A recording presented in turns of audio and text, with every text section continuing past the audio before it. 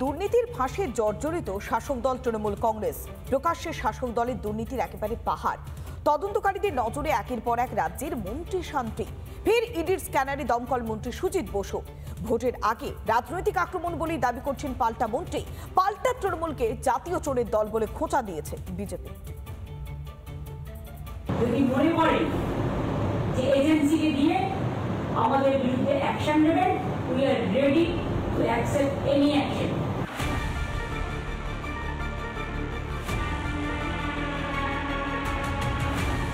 একটা প্রাতিষ্ঠানিক দুর্নীতি, যে দুর্নীতিতে মমতার ছায়ায় থাকা প্রথম সারির মন্ত্রী থেকে একের পর এক বিধায়ক নেতা আষ্টে পৃষ্ঠে জড়িয়ে। পার্থ চট্টোপাধ্যায় থেকে হাল আমলে চন্দ্রনাথ সিনহা, আর শুক্রবার তো ইডি একেবারে দমকল মন্ত্রীর দুয়ারে।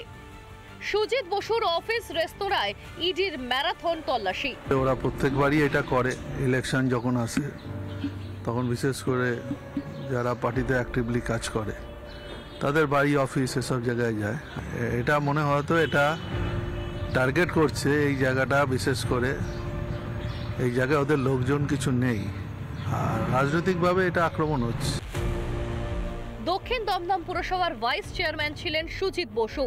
তার আমলে পুরসভায় দুর্নীতির অভিযোগ। তিনি এই ঘটনার সঙ্গে, এই দুর্নীতির সঙ্গে সরাসরি জড়িয়ে রয়েছেন কিনা, না ঘুরপথে জড়িয়ে রয়েছেন, সেই বিষয়গুলি কিন্তু অত্যন্ত গুরুত্বপূর্ণ। এবং যখনই দুর্নীতির কথা সামনে আসে তখন সামনে আসে কোটি কোটি টাকা লেনদেনের কথা, এবং সেই টাকা লেনদেনের তথ্য প্রমাণ কিন্তু সামনে এসেছিল অয়নশীলের মাধ্যম দিয়ে।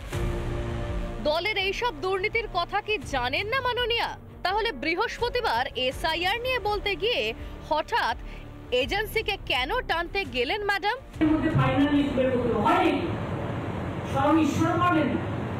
বিজেপি তৈরি করলে না, তাই নয়, বাংলাটা হয় না, বাংলাটা একটু আলাদা। যে এজেন্সিকে দিয়ে আমাদের বিরুদ্ধে অ্যাকশন নেবেন, we are ready to accept any action.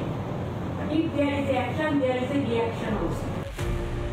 দুর্নীতি হলে তদন্ত তো হবেই, এটাই তো স্বাভাবিক নিয়ম। তাতে এত কেন গোসা মাননীয়ার?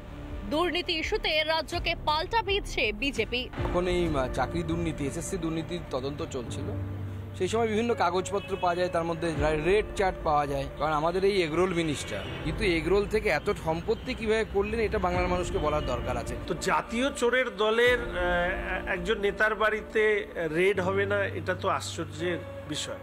স্বাভাবিক ঘটনা স্বাভাবিকভাবেই ঘটছে। আচ্ছা মাননীয়া, আপনার কাছে কি যার যত চুরি সে তত প্রিয়? দুর্নীতি পুষে ভোট চুরি, নীতি মমতার তৃণমূলে। দুর্নীতির নাগপাশ কেটে বেরোনো তৃণমূলের জন্য কার্যত অসম্ভব, সেটা বিলক্ষণ বুঝেছেন ম্যাডাম। তাই কি এজেন্সির ভয় তাড়া করে বেড়ায় পদে পদে? রিপাবলিক বাংলা।